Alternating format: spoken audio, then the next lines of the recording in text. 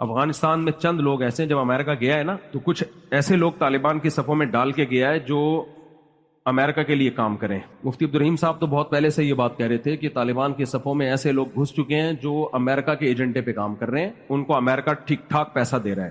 ہم جب پاکستان کے فیور کی بات کرتے ہیں تو لوگ کہتے ہیں ڈالر مفتی. ڈالر ہم نہیں ہیں بھائی. اس وقت جو طالبان میں چند لوگ، میں نے بتایا طالبان اس تحریک کا نام نہیں ہے کہ پاکستان کو اٹیک کیا جائے یا پاکستان کو مارا جائے. تو ہو یہ رہا ہے، میرا پورا کلپ اس بارے میں آج چل گیا 6 بجے، پوری ڈیٹیل سے میں نے جمعے کو ایک بیان ریکارڈ کروایا جو آج چلا ہے. پرسوں ریکارڈ کروایا تھا، چل گیا کہ نہیں چل گیا کسی کو پتا ہے؟ نہیں چلا تو کل چل جائے گا. اس میں پوری ڈیٹیل ملا عمر کے سے لے کے میں نے ابھی پورا ہسٹری بیان کی ہے. مفتی عبدالرحیم صاحب کے 2 بھائی اس لڑائی میں شہید ہوئے ہیں.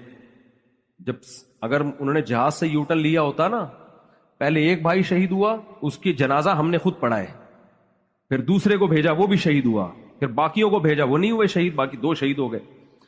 اس لیے مفتی عبدالرحیم صاحب جتنے اس معاملے میں افغانستان کے ساتھ اور افغان طالبان کے ساتھ مخلص ہیں، لیکن مفتی عبدالرحیم صاحب کی شروع سے یہ دعوت تھی کہ افغانستان کی سرزمین کسی دوسرے ملک کے خلاف استعمال نہیں ہونی چاہیے، نہ امریکہ کے خلاف نہ کسی اور ملک کے خلاف، کیونکہ اس سے کیا ہوگا، وہ دوسرے ملک پھر اٹیک کریں گے، پھر آپ جنگ میں آ جاؤ گے تو سکون سے کب بیٹھو گے آپ. تو اب وہی ہوا ہے.